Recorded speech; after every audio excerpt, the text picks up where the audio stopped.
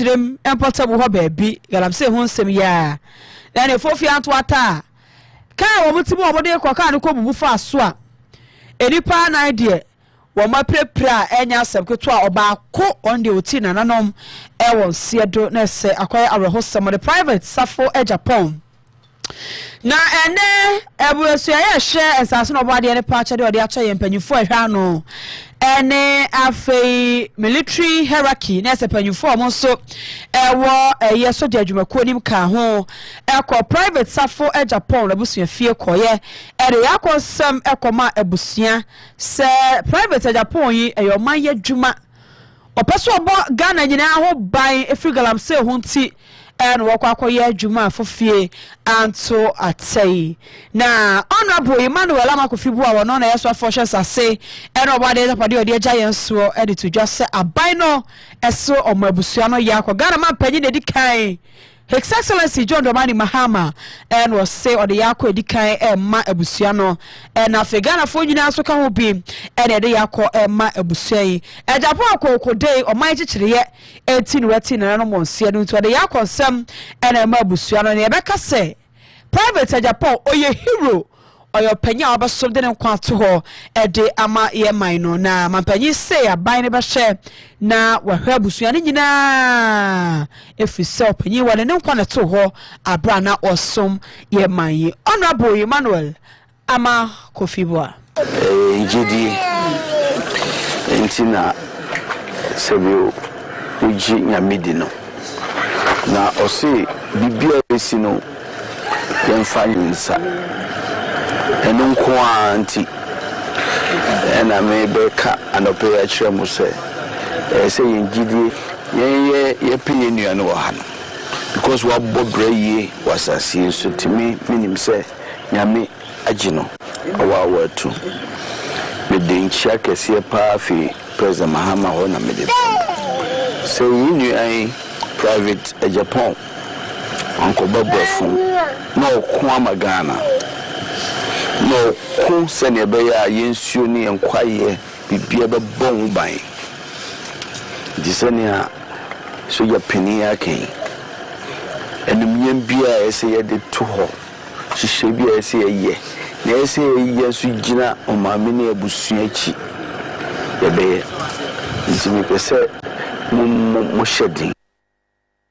ya pese abusua no shede so for her sase eno bade Japade odeja ye man honorable Emmanuel Amakofibu ene etene kanwachi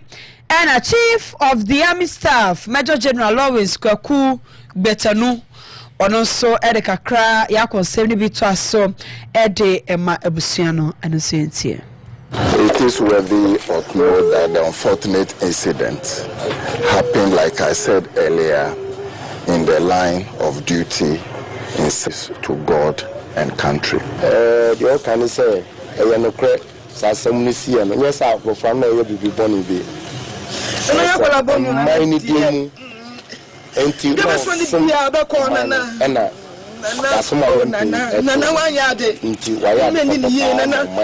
that's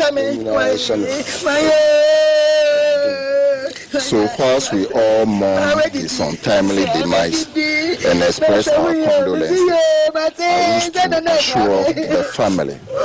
that the entire armed forces, of course the Ministry of Defense, will accord Beta Japan all the necessary courtesies in preparation and during for his burial as military ethics demands. No kono jina omani dimi adwuma na toy de ujina soja penny minister for and money na catch am say I said bia say ye de ma na ye nua no and dey twice in na obi make sure say bia da na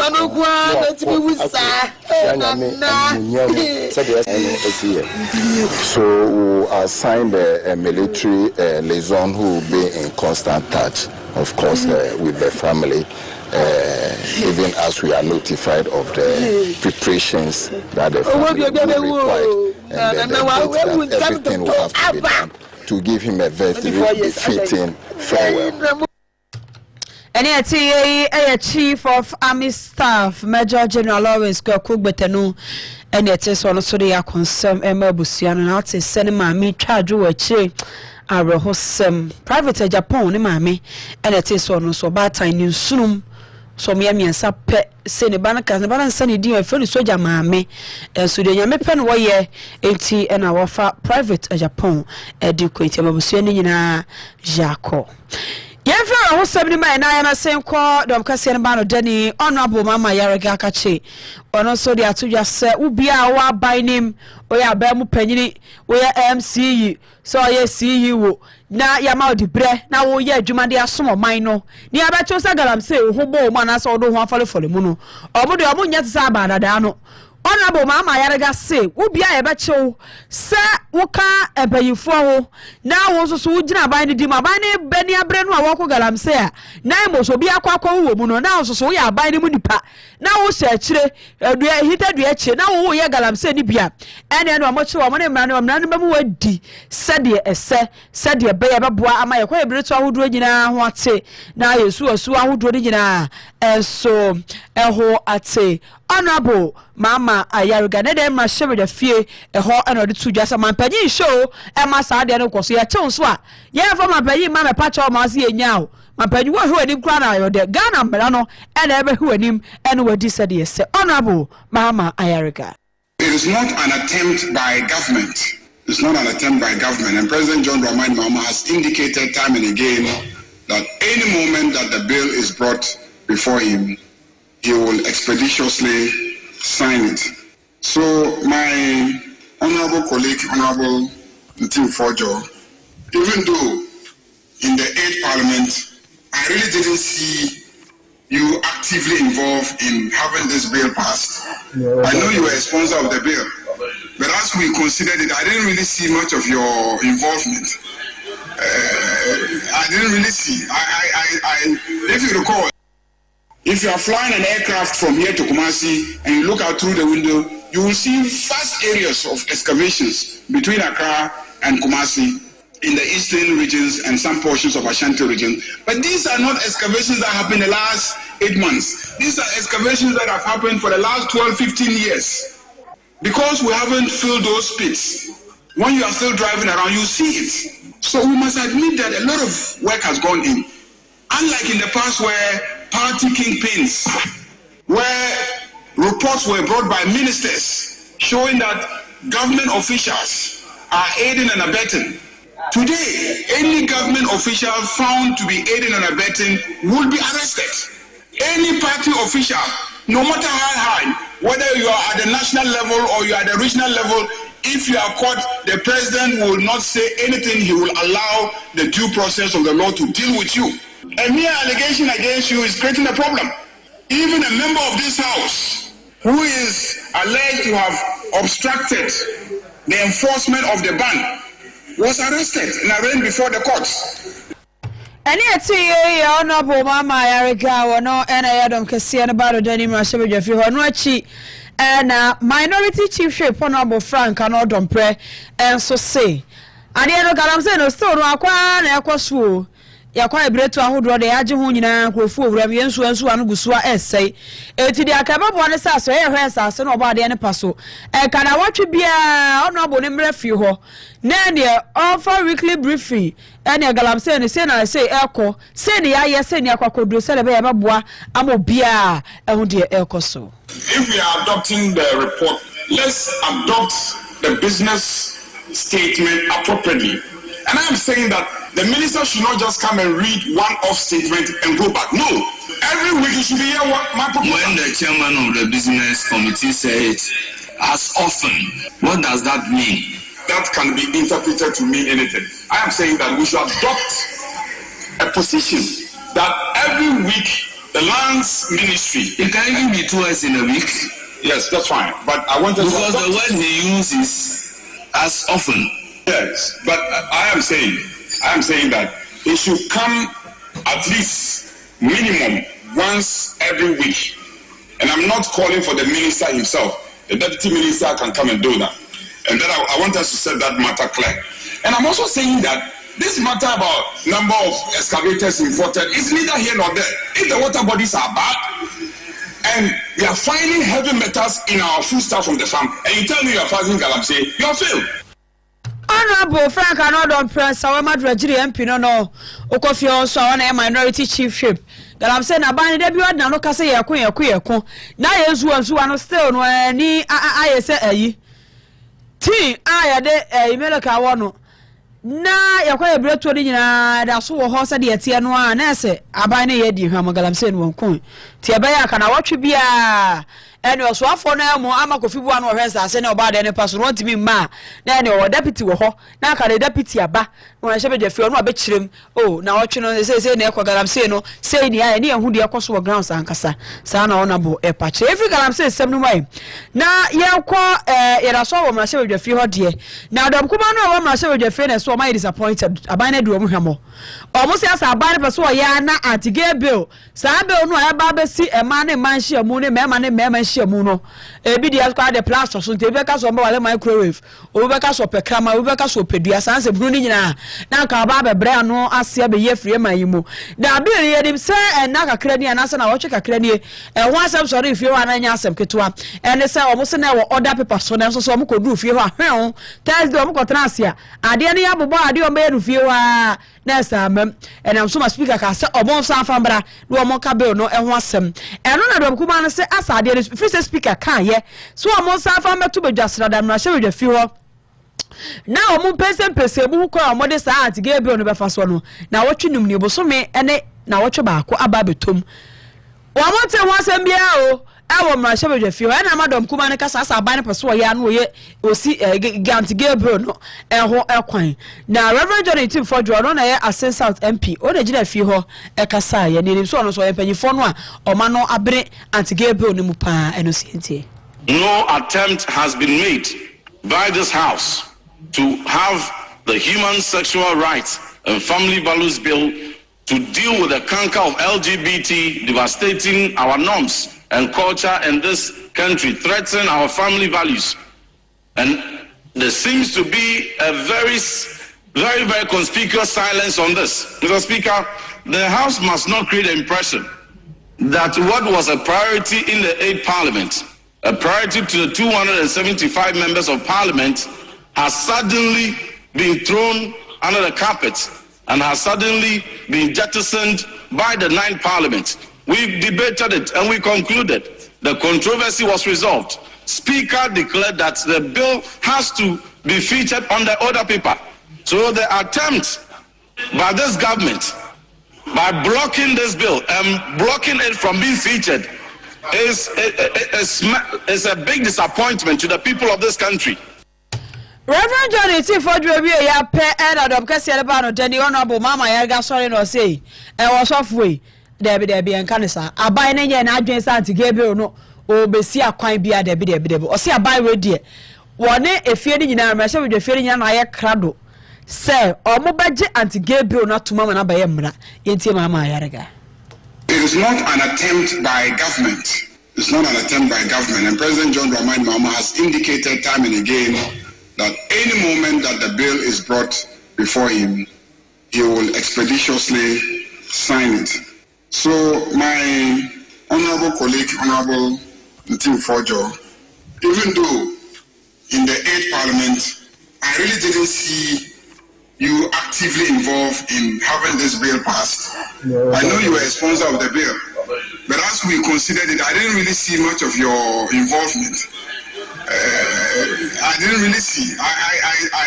If you recall, it was my committee that it was referred to. It was my committee. And then I didn't see much of your own personal involvement. And so I am surprised that all of a sudden you think that this is an urgent matter. And I see Dom Kase about Danny honorable mama Yariga. As someone so for Tim Fodro I said I say my you were many anti-gay bill no person be jatuna mama Yariga sena e also free abanda da no so no ana wo ka ho na wo ye mpanyifo na no mo kasa fa bill ne ho ne so as that time no dey na ye sponsor dey dance won sheda nka ho asem sa as say ya ba foforo ba safe de wo hu say anti gebu de hia e wo se ye sheda ni mani mu ya wo sofo mama ya rega dom kase ne ba no de ni wo se na wo twi kra mapanya me ka mapanya se won de se fie ne bobo hu wie no mo wie bibi wo be to anim sa agya ma amei akasa wo be san se mapanya ono afi no kwadwen hu de hia ne pe wo de besi so asan ama bibia abam tie no so ho nsem eno no yemfiri antige do ne ho nsem mu na yemesen ko oman yempom de ho nsem man eje bia no oman for Sanford Dr. Kase3 forcing akwa amrashe beja fie ede oman yakoma Sikka afia ye ba besi mo 2026 ye de be dwuma nyina wore kokoto dwa amrashe beja fie ho ne hu se eja chichemu no na doso so ye bia nya de fata no bibia o sa omo hu se ye bia omo ti sika ede ekoho enei okwa amrashe beja fie ho a abeja ko omo shempo de ho sam sodom kuma ya woso ero masore se ase abai no afi sika no a wo twa se nesia wode ma health center no anase health care no ye de kwehwe mpomde ho samso no sika na sha sika no enso abai nya ho toto ayi ewiamusia ho do e to na ni mienu bi na esensia mu ene ye kwakoto ne mu no na abai so mo kye se abai wo position no wo ye campaign o ka so ba ade bi afa mpomde ho sam ho pa de ma na ni abre no wa hwe ho yie na abai bai na 2026 wo be ma ye budget ya mpomde aso ye hodom kuma ne so twa ketua bi de akọ be de na aso bosa no asha Ghana for na abai ase misplaced priority ase de ho hia na abai no we de echesa na dom kuma no a committee no mo wo so no mpomde de no mo ka na honorable na so Dr. Kingsley Ajiman won na ye bo akwa South MP o na gina ko na na mo kasa yentie no. The total allocation of the budget to the health sector is just about 16 million. What is the whole country's budget? The ratio, if you express to the health sector, is less than 8%. When the budget declaration endorses or encourages member states to be doing a minimum of 15% of their national budget to get into health sector. And it is very worrying because, you see, the key issue confronting this country now is Galamsey. If there's any sector that bears the consequences of Galamsey, which sector will it be? You see, you just mentioned health. This budget, obviously, when it comes to health, there's nothing good to say about it. Dr. Kingsley Ajiman was say, Abani Sashi Bobby Waki Siabisu Ba. Oniema hudo bi obeja no mpomde aso e woni nyina ma hwa ban nani ma ban ne nya e woni bo hwa ne so ele bio mpomde adwuma efo so dwane ya na edwane ene so ban ne de en wo ya fa ho ene so entie no. Last year 2025 budget captured buses and training allowance. The budget allocation was 770 million. This year's budget, that's 2026 budget, the one under review, it has been reduced to a whopping 474 million, a reduction of nearly 300 million. That's all the total Afra said, Diana Juanessa fee. Budget I de ebe bo anasa afie be simo bo sika no de babo empomuden aso ye no brano oh na chese nufa kra sa na Dr. Kingsley Ajiman ona ye Buakwa South MP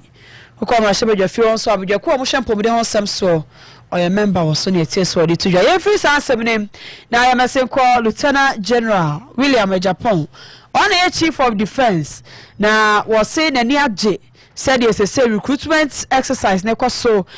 wo enkrane Ghana for na nyina no na ni age ho pa enye nim se na wo twetwa mu eda brada na eja mabu no mukwa ko pesoja ne de aka ne mu kwan a wa sports stadium enkran enum anansi akotu na no mo nse do a bebre susu to piti edo mo call hospital na bi edie mu odin ni nyina panyifo twentwe so ntinu aya wo no na panyifo sa hye se de omo ne hye pegu akwam ampa so ye call grounds ko hwe na ya ampa o ma tent to be say orderly man we bedru so no awuram ya mom fan yesi omo chan bo mo ho anya asem ketwa na ese ya mpa na ekoba ne se ne panyufo ebo anan Echo recruitment centers ahodo ene onabo chese ene omukọ 5 centers na omukọ se de adwumade ne si kwa o bibia ye kama enkwara no so bia mpre ne ho kwa board ompem o mema manager ho to ba wotena ha no atena ho du so akọ na akọ saa na ekoso to chese ne se de adwumade ne si kwa ye no omukọ me num eye kama yentie lieutenant general Japan. I want to commend the general public for adhering to the instructions that only non-applicants should get to the centers. For that has reduced the crowd level, and so things have gone smoothly. I can also tell you that for the unfortunate ones who got injured, they are receiving medical treatments at 37. Some of them go in and out. Those who are still on admission are being taken care of well. But for me, what is important is the lessons that we learned from this particular exercise. This has told us that we need to do things differently moving on. And from the next possible recruitment section, we will come out with measures that makes this thing more seamless than it has been. Ekobani say no amaya hu bebia ye to siri bebia fumye pagifo aye sakraye nso mo de shepa gu akwam na beboa enti ene no ene no no mo bo anan bibia kwakama omo gide mapaso se emfie di animu yi saa na beye se ahodo beba best chain we nimpo na yakwa akoti owe na bia Chief of Defence Staff Lieutenant General William Japan saa so ka se nipa na abodo mpemo ho na fa anya nkrofo mo kope bia ko ubu abehwa ade no akoka wona nipa na ye bebre na kofo bufa so ene no amoye ne se o ma awo ne se wo bia o mepa bu kwan akoto forms aye mfre ho abeba no baba to wo ho no o bibia akoka ma na chese ye eni gisempa yeva ka se boni kwa wie ewo Economic Community of West African States ECOWAS na ECOWAS nso de atodwa se ebibrem ha se die ebibrem ha no se no ya na etutu asam na ekoso pa tuso obi tete ba bia na akoto aso man bi so wa bibrem asasitami so eno nti ECOWAS President Dr. Omar Aliu Ture ono na wode eto UN Security Council anim achese o chese se die omo so kwa mbafa so mbeboa ne so mbeyi asrafo se no omo de 1600 na eba bibrem ha na nya 1600 ne nkwa we yesisi ade omo de ba ebre akona ne omo de be 5000 kura na ebeba omo beba be hwe amia bambo hu mu nsem wa bibrem ha se ya onipa bonfo bia tutuani bia tumi emetu obibiman ne mu bia eso esa Dr. Omar Aliu Ture. Terrorist groups have adopted a new economic warfare. They have now been restricting the supply and distribution of vital commodities such as petrol. This restriction disrupts regional trade, slows down economic activities, and inflicts serious hardship on the populations. It is in recognition that no one can fight terrorism alone that underpins counter-terrorism efforts in the region, especially the drive to accelerate the operationalization and the deployment of ECOWAS's standby force. It is in this context that ECOWAS Ministers of Defense and Finance met recently to agree on the activation of the standby force. The plan is to start with a brigade of 1,650 strong personnel and increase it to 5,000 gradually. The ministers also agreed on funding mechanism that will consist essentially of own resources as well as support from partners and the United Nations under Resolution 2719. And yet, ECOWAS President Dr. Omar Aliu Ture in some Sunni Ejina, now you may say, hold on, Mr. Khan, if you have it, so more say, numerate no Sikka Kase3 Bomuna Siena, a demarquam for we are budget or the zero on a Bobo Casibuano, am I some of for Lasso Koja Bacra, so a day a mammy, damn her dear, a DJ Scorpion on a teaching from Mano as so a dear Facebook and YouTube mouse so share who ye a day a free holiday. Ede ajwa nyako abrono ma mo eniti anyado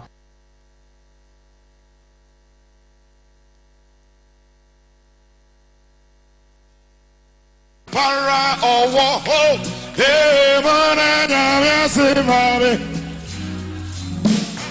ya mana nya se mare hey Bia, the person to know Danas. Yeah, one day,